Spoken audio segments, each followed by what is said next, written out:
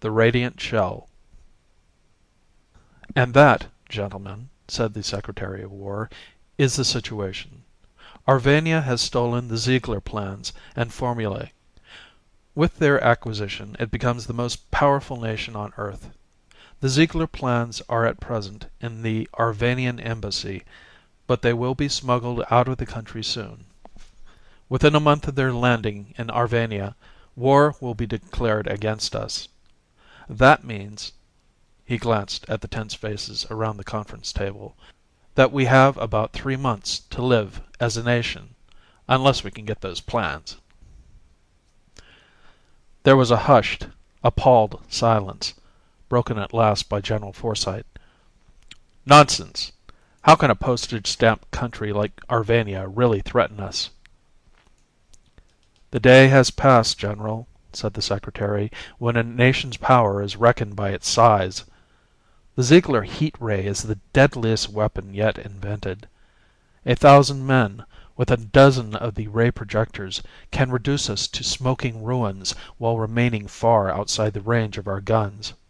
No, I tell you, that declaration of war by Arvania will be followed by the downfall of the United States inside of 3 months." Again the hushed, strained silence descended over the conference table, while one white-faced man gazed at another, and all speculated on the incredible possibility of a world in which there was no United States of America.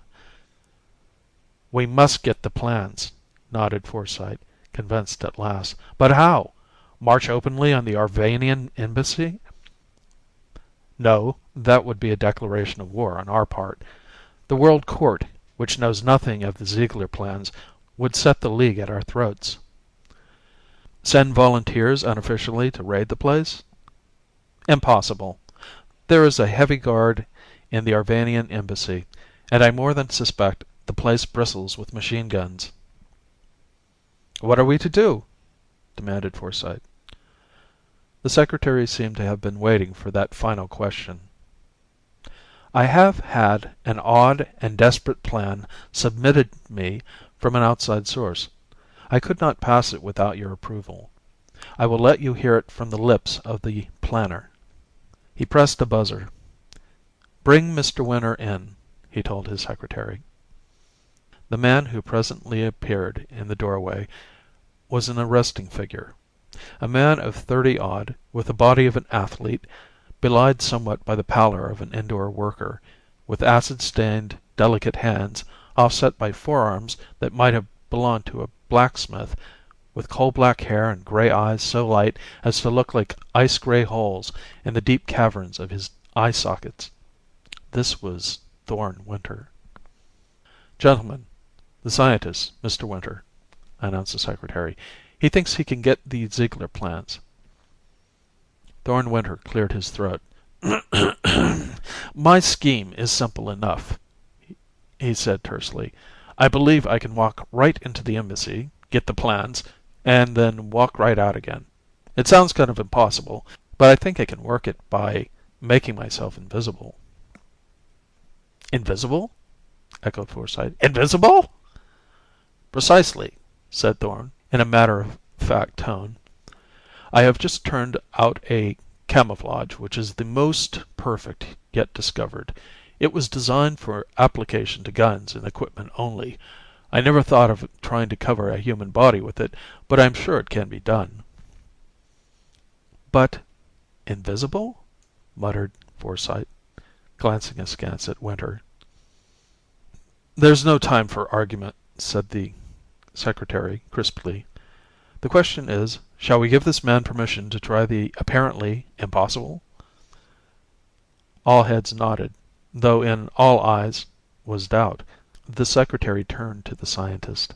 "You are aware of the risk you run.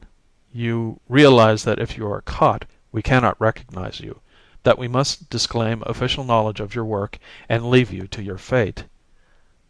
Thorne nodded. "Then," said the secretary, his voice vibrant, "yours is the mission, and on your effort hangs the fate of your country. Now, what help will you require?" "Only the assistance of one man," said Thorn.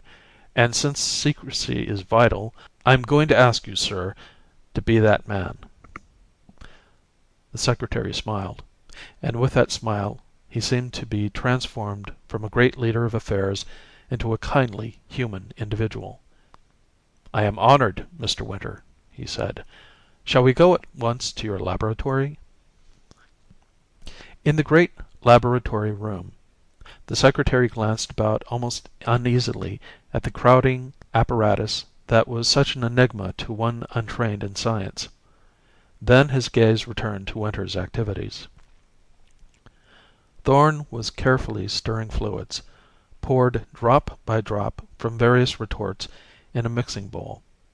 All the fluids were colorless, and they combined in a mixture that had approximately the consistency of thin syrup. To this Thorn added a carefully weighted pinch of glittering powder. Then he lit a burner under the bowl and thrust into the mixture a tiny, specially constructed thermometer. "You can really make yourself invisible?" breathed the secretary. "I can," said Thorn. "If the blisters don't upset my calculations by making my body surfaces too moist for the stuff to stick to. I'm going to have you paint me with it, you see, and it was never intended to cover flesh." He regulated the burner anxiously, and then began to take off his clothes. "Ready," he said at last, glancing at the thermometer and turning off the burner. He stood before the wondering secretary, a fine, muscular figure. "Take this brush and cover me with the stuff, and be sure not to miss any of me."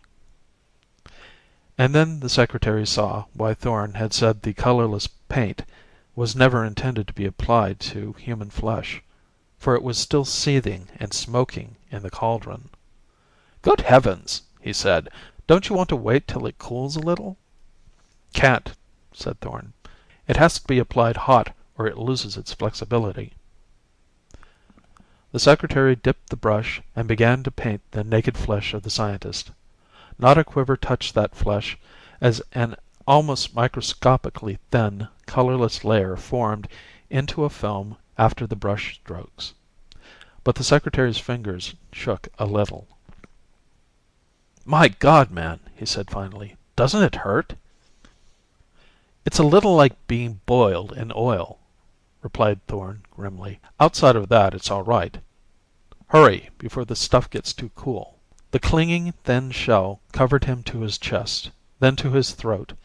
At that point he reached into a drawer in a workbench beside him and drew out two small, hollow hemispheres of glass. These he cupped over his eyes. "What are those for?" asked the secretary. "So my eyes can be covered with the film. If they weren't, I'd present the somewhat remarkable spectacle of a pair of disembodied eyes walking down the street." Painfully, agonizingly, the hot film was applied to throat and face, over the glass spheres that cupped around the eyes, over a tight leather cap covering the scientist's hair, and over a sort of football nose guard which extended down an inch below the end of Thorn's nose in a sort of overhanging offset that would allow him to breathe and still keep his nostrils hidden. The secretary stepped back. Before him stood a figure that looked not unlike a glazed statue of a man. The effect was that of a body encased in clear ice, and like clear ice, the encasing shell sparkled and glittered radiantly in the sunlight that poured in at the windows. Thorn moved. His glazed arms and legs and torso glistened with all the colors in the spectrum, while under the filmed bulges of glass his eyes looked as large as apples. The secretary felt a chill of superstitious fear as he gazed at that weird and glittering figure with its enormous glazed eyes. "But you aren't invisible," he said at length. "That comes now," said Thorn, walking ahead of the secretary, while on the ceiling above him danced red and yellow and blue rainbows of refracted light. He stepped onto a big metal plate. Suspended above was a huge metal ring, with a hole directly over the spot on which he stood. "Soft magnets," explained Thorn. "As simply as I can put it, my process for rendering an object invisible is this. I place the object, coated with the film, on this plate. Then I start in motion the overhead ring, creating an immensely powerful, rapidly rotating magnetic field. The rotating field rearranges the atoms of this peculiarly susceptible film of mine so that they will transmit light rays with the least possible resistance. It combs the atoms into straight lines, you might say. With that straight line, least resistance arrangement, comes invisibility." "I don't quite see," began the secretary. "Refraction of light," said Thorn hurriedly. "The light rays strike this film, hurtle around the object it coats at increased speed, probably, but there are no instruments accurate enough to check that, and emerge on the other side. Thus you can look at a body so filmed and not see it. Your gaze travels around it and rests on objects in a straight line behind it. But you'll see for yourself in a moment. Pull that switch there, will you? And leave it on for 2 full minutes after you have ceased to see me." Straight and tall, a figure encased in shimmering crystal, the scientist stood on the metal plate.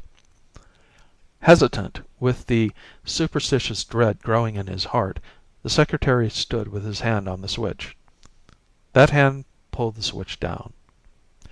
Soundlessly, the overhead metal ring began to whirl, gathering speed with every second. And then, though he had known in advance something of what was coming, the secretary could not suppress a shout of surprise. The man before him on the metal plate was vanishing. Slowly he disappeared from view. Slowly, as an object sinking deeper and deeper into clear water disappears. Now the face was but a white blob. Now the entire body was a misty blur. And now a shade, a wavering shadow, alone marked Winter's presence. The secretary could not have told the exact instant when that last faint blur oozed from sight. He only knew that at one second he was gazing at it, and at the next second his eyes rested on a rack of test tubes on the wall beyond the plate. He looked at his watch. Sweat glistened in tiny points on the hand that held the switch. It was all so like death, this disappearance, as if he had thrown the switch that electrocuted a man. The specified 2 minutes passed. He cut off the power. The great ring lost speed, stopped whirling, and on the plate was nothing. At least it seemed there was nothing. But a moment later a deep voice sounded out, "I guess I'm invisible, all right, according to the expression on your face." "You are," said the secretary, mopping his forehead, "except when you speak. Then I have the bizarre experience of seeing glimpses of teeth, tongue, and throat hanging in midair. I'd never have believed it if I hadn't witnessed it myself. That paint of yours is miraculous." "A little complicated, but hardly miraculous. It has a cellulose base, and there is in it a small percent of powdered crystal. But the rest I'll keep locked in my brain alone till my country has need of it." The glimpses of teeth and tongue and throat ceased. In spite of himself, the secretary started as an unseen hand touched his shoulder. "Now," there was a ringing resolution in the deep voice, "for the Arvanian embassy. Please drive me there, and be as quick as you can about it. I can't last for very long with this film sealing most of the pores of my body." The secretary started for the laboratory door. Beside him sounded the patter of bare feet. He opened the door and walked into the hallway. Behind him, apparently of itself, the door clicked shut, and the footsteps again sounded beside him. The secretary walked to the curb where his limousine waited. His chauffeur jumped out and opened the door. The secretary paused a moment, one foot on the running board, to draw a cigar from his pocket and light it. During that moment the car pressed down on that side, and as suddenly rocked back up again. The chauffeur stared wide-eyed at his employer. "Did you do that, sir?" he asked. "Do what?" said the secretary. "Push down on the running board with your foot." "Of course not," said the secretary, his eyebrows raising. "You could have seen my leg move if I had. But why do you ask?" "It felt like somebody got into this car," mumbled the man. "Did you see anybody get in?" said the secretary with a shrug. And, shaking his head, with a fuddled look in his eyes, the chauffeur turned away and got into the driver's seat. The secretary glanced at the rear seat. On the far side, the cushion was heavily depressed. He sat on the near side, feeling his knee strike another, unseen knee. "Drive to the Bulgarian Embassy," he told his man. Up 16th Street the car swung, past the various embassies which looked more like palatial private villas than offices of foreign nations. Toward the end of the line, a smaller building than most of the others, was the Arvanian Embassy. Next to it was the Bulgarian. The car stopped in front of the Bulgarian Embassy, and the secretary got out. Again he paused, while the chauffeur held the door open, to hold a match to his cigar. Again the car sagged down on that side, and slowly swayed up again. "Hey!" said the chauffeur, but meeting the secretary's calmly inquiring gaze, he stopped. Scratching his head, he went back to the wheel, while the secretary walked toward the building entrance. Behind him, moving on soundless bare feet along the sidewalk, Thorne Winter hastened, cloaked in invisibility, toward the Arvanian Embassy, and the plans that spelled America's destruction if they remained in Arvanian hands. The embassy building was a three-storied oblong house of white stone topping a terrace that started its climb from the sidewalk of 16th Street. The doors at the head of the wide stone staircase were of bronze, and they were closed, and, Thorne surmised, efficiently barred. The windows at front and sides were also closed, in spite of the warmth of the sunny spring afternoon. Beside the building, leading up in a short steep hill, was the driveway. Up this Thorne started. The front of the house was hopelessly barred, but at the rear entrance there might be a chance. Up the driveway, then, he walked, a little startled at the fact that he cast no shadow, feeling as a ghost might feel. The pavement was hot to his thinly filmed feet. A little dubious as to the effect of heat on the vital shell that hid him, he stepped off into the cool grass beside the drive, and came soon to the rear of the embassy. There was no porch or veranda, simply two stone steps leading up to a stout oak door which opened onto the embassy kitchens. From behind this door came the sound of crockery and the hum of voices. The Arvanian chef evidently was preparing afternoon tea.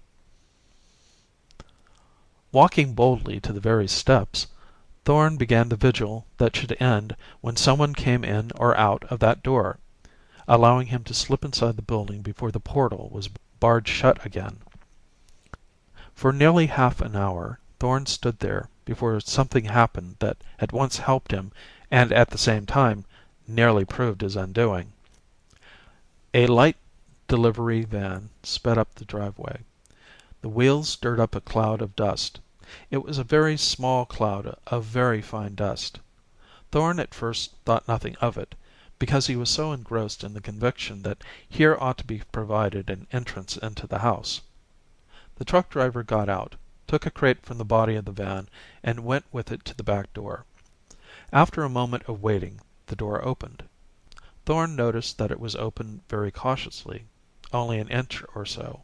He caught a glimpse of a heavy chain stretched across the inch opening, and saw a strip of bearded resolute face. The door was unchained. The driver walked in, while the door stood open. Thorn started to glide in after him. Mere chance made him glance at a window near the door. The window framed another bearded, resolute face, and the eyes in that face were like saucers as they stared full at Thorn. For an instant Thorn knew icy fear. His invisibility! Had something happened to strip him of that concealing mantle? But what could have happened?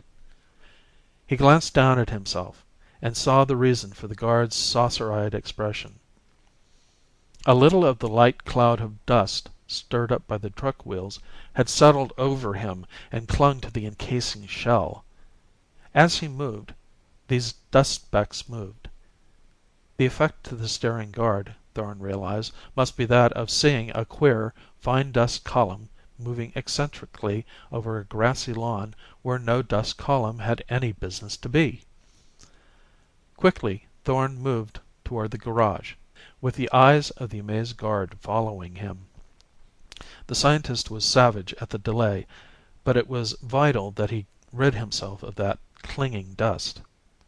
Behind the garage he broke off a feathery spray from a vine and stroked it lightly over himself.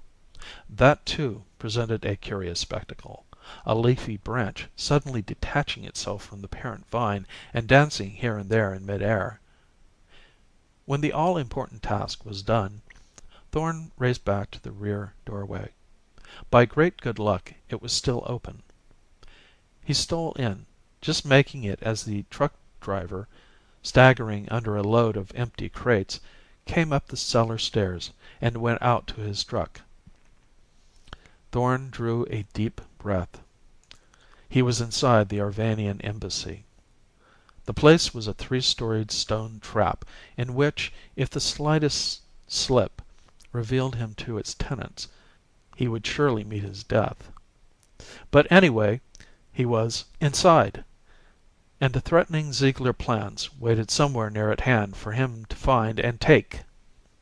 Even had Thorn not known in advance that trouble was brewing, he could have surmised that something sinister was being hatched in the Arvanian embassy, for in this big sunny kitchen 5 men lounged about in addition to the white-coated chef and his beardless stripling of an assistant, and each of the 5 had a holster strapped openly over his coat with the butt of an automatic protruding in plain sight.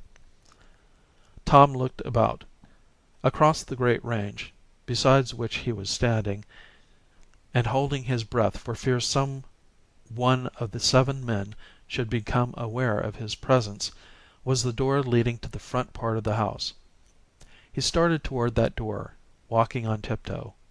A shudder crept up his spine as he tiptoed across the floor directly in front of the armed guards who would have shot him down without compunction could they have seen him.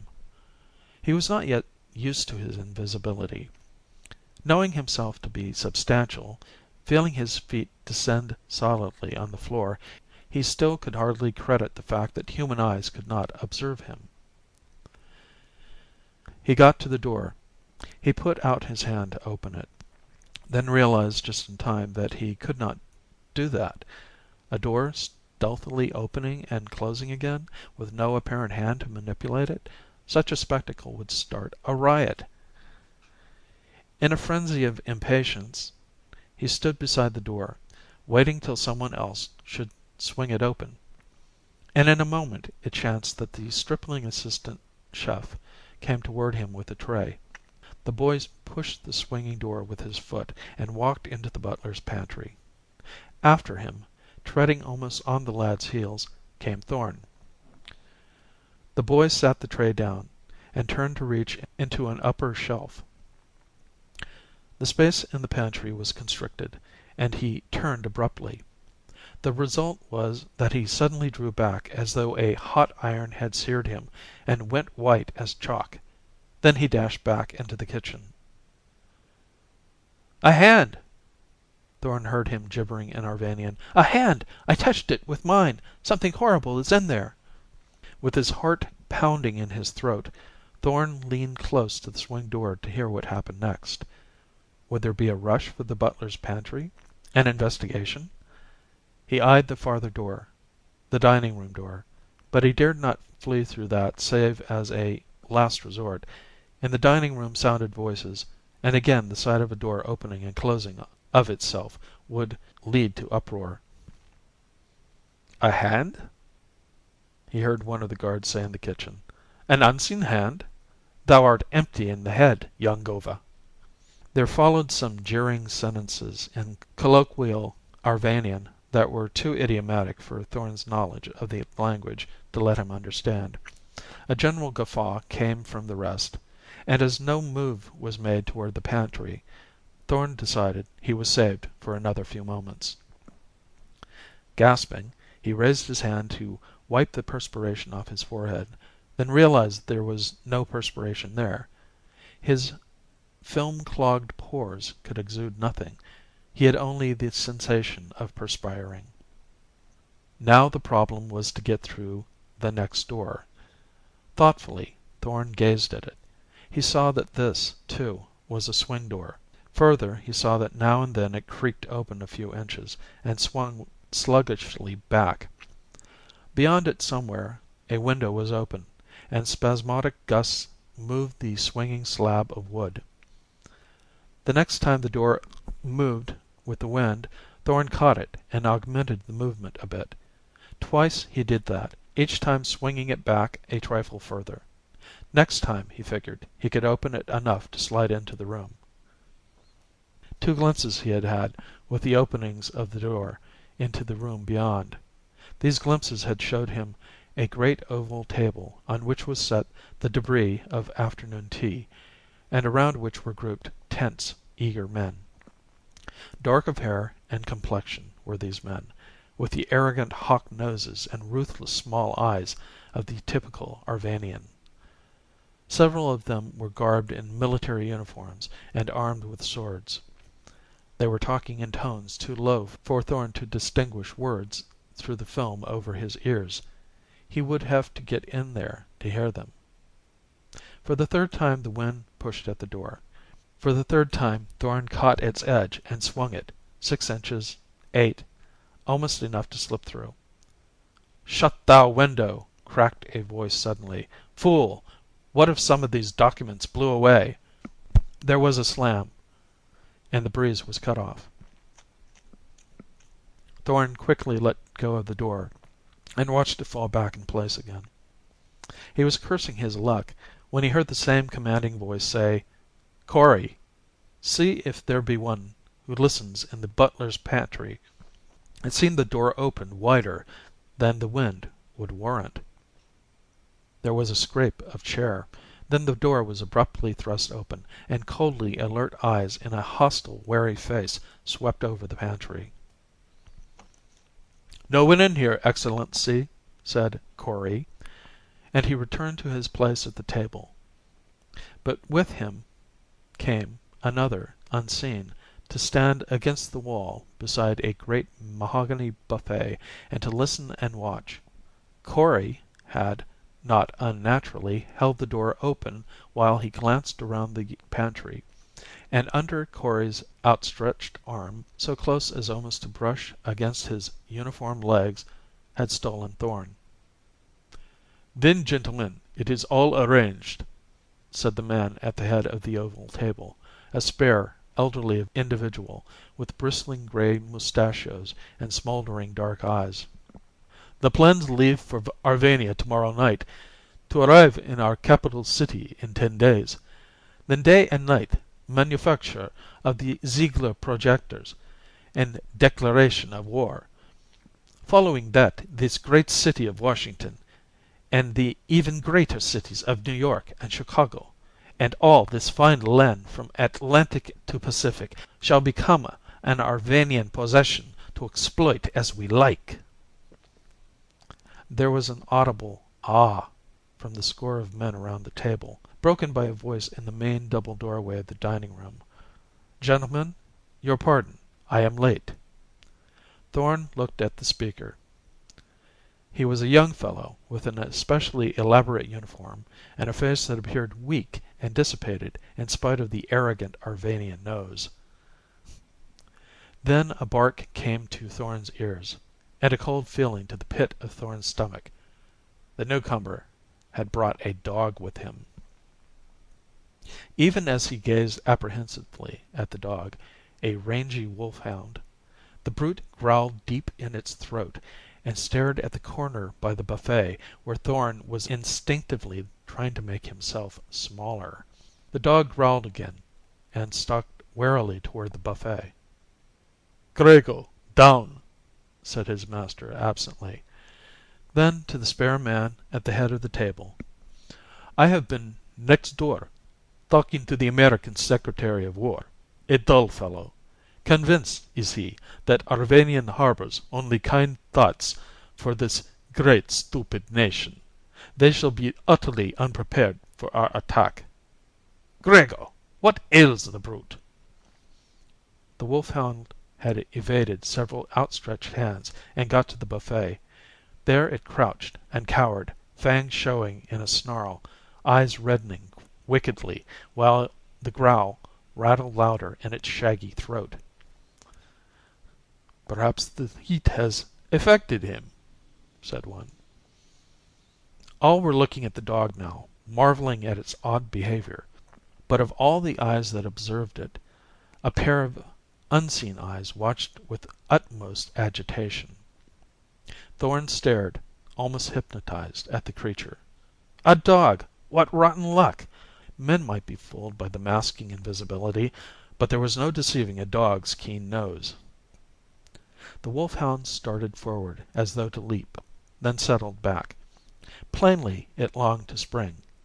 Equally plainly it was afraid of the being that so impossibly was revealed to its nostrils but not to its eyes.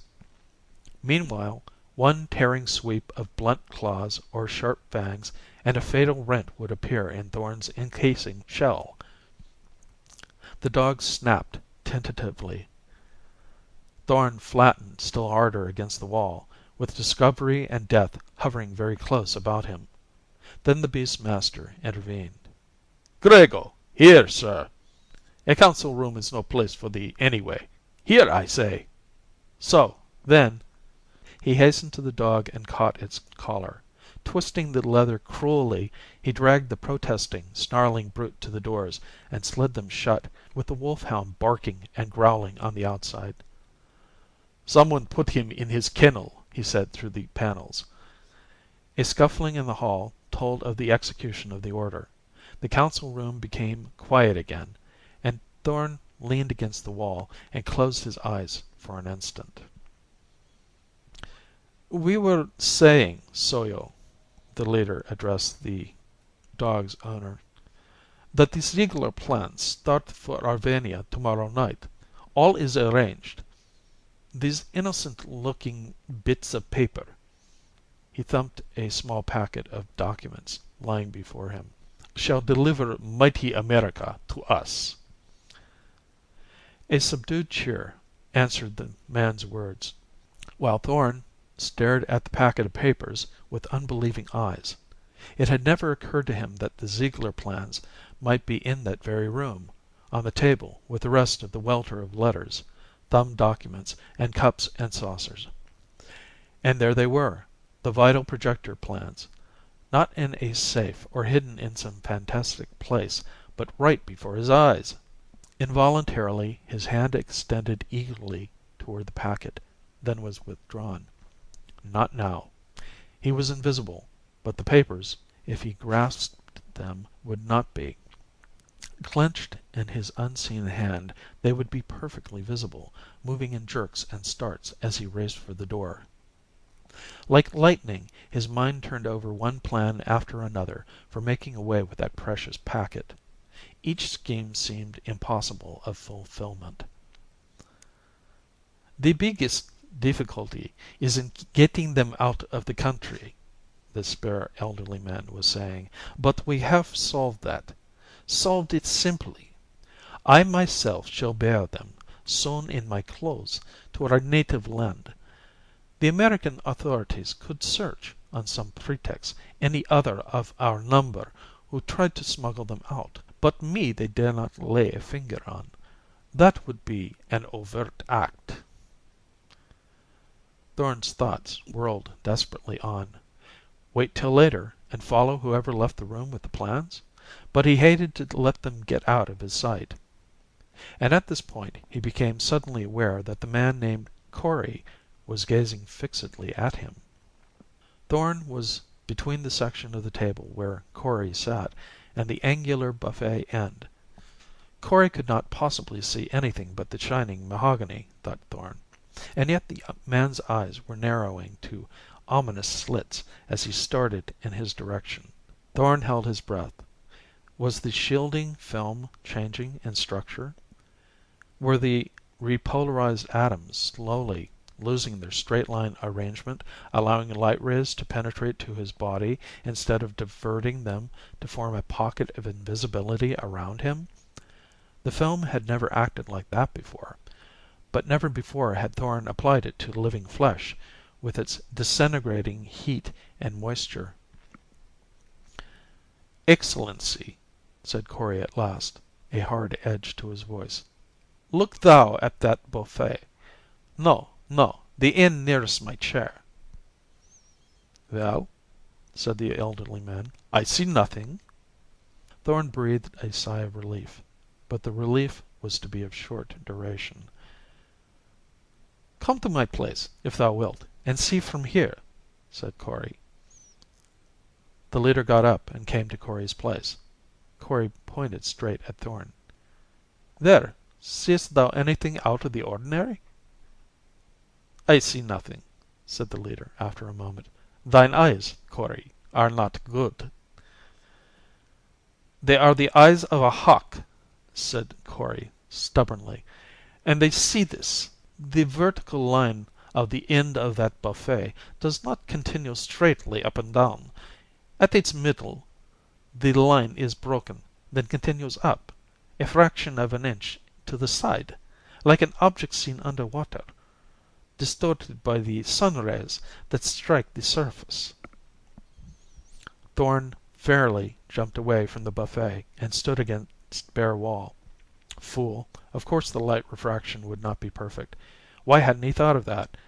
Thought to stand clear of revealing vertical lines. "There, it is gone," said Corey, blinking. "But something, Excellency, made that distortion of line. And something made Soyo's wolfhound act as it did. Something."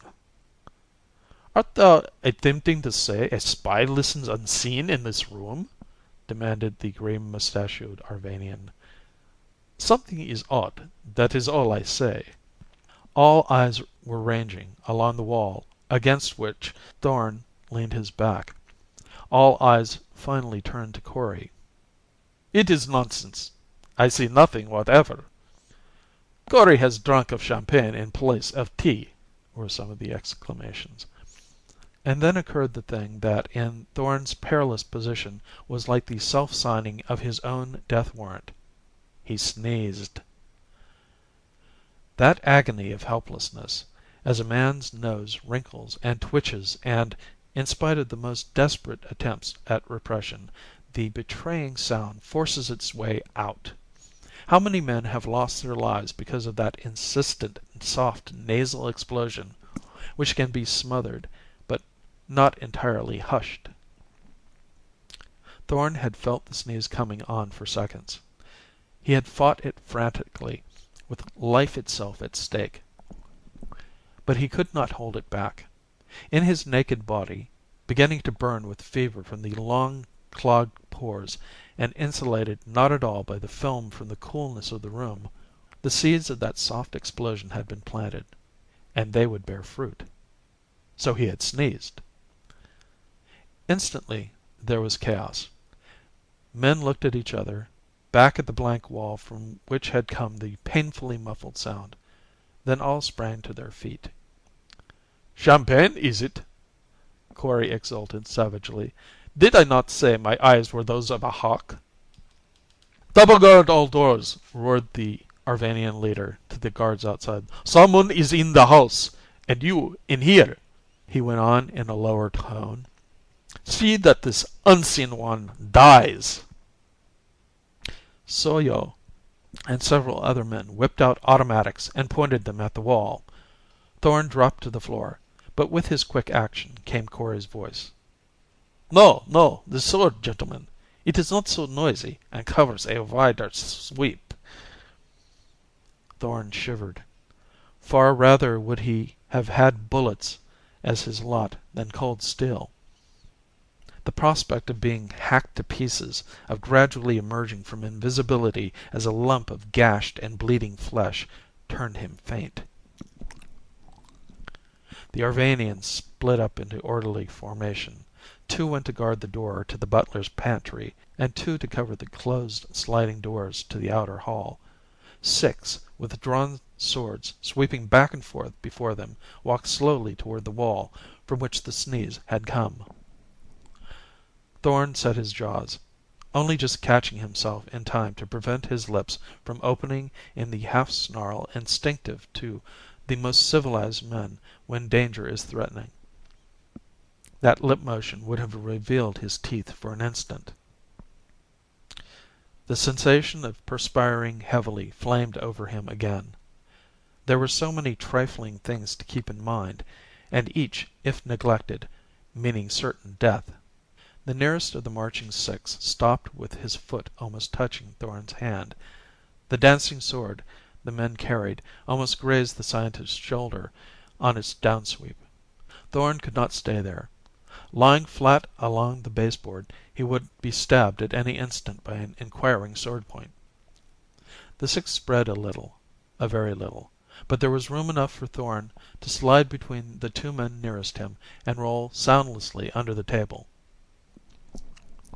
There was no sanctuary for him there. The cursed Corey, with his hawk eyes, glanced under the table after stabbing vainly along the wall. "The carpet!" he bellowed. "See how the nap is pressed down. He is under there, comrades."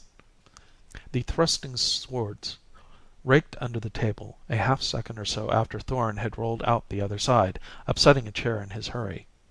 "After him!" panted Soyo. "By the living God, this is wizardry, but he must not get away." "He won't," snapped the elderly leader. "Men, form a line at the far end of the room and march slowly, shoulder to shoulder, to this end. The spy must be caught." The move was executed. All the men in the room, save the 4 guarding the doors, lined up and advanced slowly, swerving and slashing their swords. Like a line of workers hand harvesting a wheat field, they came, foot by foot, toward the corner, where Thorn turned this way and that in a vain effort to escape. The line reached the table. Over and under and around it the swords slashed viciously, leaving no space unprobed. Thorn clenched his fist. He gazed at the packet containing the Ziegler plans. He gazed at the guarded door leading back to the kitchen. Then he tensed himself and leaped. "The plans!" shouted Corey hoarsely. "Look!" The vital packet, as far as the eye could see, had suddenly grown wings, soared from the tabletop, and was floating rapidly, convulsively, toward the door. "Stop him!" yelled Soyo. "Stop!" At that instant the heads of the 2 who guarded the door were dashed together. The door itself slammed open. The Ziegler plan sped into the butler's pantry. The door to the kitchen began to open just as Corey reached the pantry. An oath burst from the Arvanian's lips. He flung his sword. In the air, shoulder high, appeared suddenly a small fountain of blood. Corey yelled triumphantly. Thorn, feeling the warm drip following the glancing slash in his shoulder, knew the veil of invisibility had at last been rent. Abandoning efforts at noiselessness, knowing that his whereabouts was constantly marked by the packet in his hand anyway, he fled through the kitchen to the rear door. The bolt jerked back, under the astonished eyes of the 5 guards who had not yet realized precisely what the commotion was all about, and who only saw a packet of papers waving in mid-air, a trickle of blood appearing out of nothing, and a bolt banging open its slot for no reason whatever. Thorn's fingers worked feverishly at the chain, but before he could begin to get it undone, The guards had recovered from their surprise and had joined the Arvanians, who poured in from the dining room under Corey's lead. With a score of men crowding the kitchen, Thorn looped back in his tracks like a hunted creature, and sought the cellar door. 4 men he upset, one after another, aided by the fact that his twisting body could be only approximately placed by the papers and the wound. Then Corey's hand swept through the air above the waving packet to clamp over Thorn's wrists. With an effort that bulged the muscles of that blacksmith's forearm of his till it seemed they must burst through the film, Thorn whirled Corey clear off his feet and sent him stumbling into the charge of 3 guards. But in the meantime the cellar was barred to him by a double line of men. Fighting for his life, and far more important, the existence of his country, Thorn lashed out with his invisible right fist while his left clutched the plans. A score of men arrayed in a death struggle against 1. But the odds were not 20 to 1. Not quite. The score could mark Thorn's general whereabouts, but they could not see his flying right fist. This was an invisible weapon that did incredible damage. But if they could not see the fist to guard against it, they could see the results of the fist's impacts. Here a nose suddenly crumpled and an instant later gushed red. There a head was snapped back and up while its owner slowly sagged to the floor. And all the while the still dripping wound and the packet of documents kept with devilish ingenuity between the body of some swordless guard and the impatient blades of the Arvanian nobles. Almost, it seemed to Thorn, he would win free.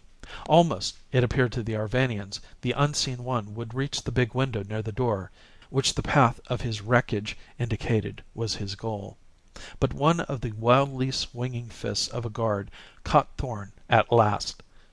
It landed on the glass cup over his right eye, cutting a perfect circle in the skin around the eye socket and tearing the film over the glass. Now there were 3 things about the lithe, invisible body that the Arvanians could see: the crumpled papers, a slowly drying patch of blood that moved shoulder high in the air, and a blood-rimmed, ice-gray eye that glared defiance at them from apparently untenanted atmosphere. Then came what seemed must be the end. Soyo appeared in the pantry doorway with a machine gun. "Everybody to the end of the kitchen by the window," he cried. "To the devil with silence. We'll spray this room with lead, and let the sound of shots bring what consequences it may." The men scattered. The machine gun muzzle swept toward the place where the eye, the papers, and the blood spot were to be seen. That spot was now at one end of the great kitchen range, on which a few copper pots simmered over white-hot electric burners. At the other end of the range, in the end wall of the kitchen, was a second window. It was small, less than a yard square, and had evidently been punched through the wall as an afterthought to carry off some of the heat of the huge stove. Soyo's face twisted exultantly. The machine gun belched flame.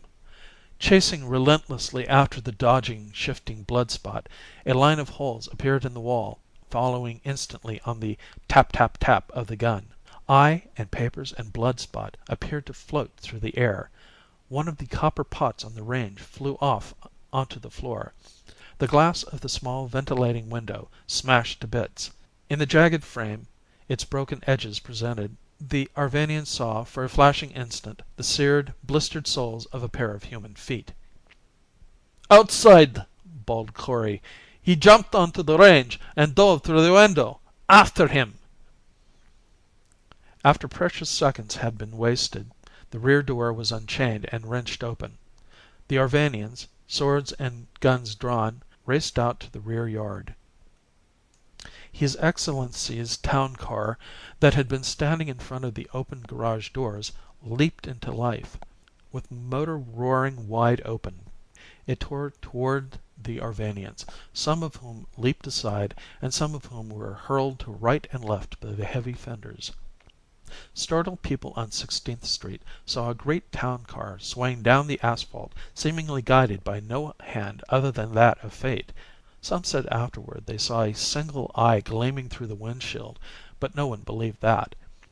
Equally startled people saw the car screech to a stop in front of the home of the Secretary of War. After it, scarcely a full minute later, three motors with the Arvanian coat of arms on them came to a halt. "My dear fellow," said the Secretary blandly to the livid Arvanian ambassador, "no one has come in here with papers or anything else. I saw a man jump out of your town car and run south on Connecticut Avenue.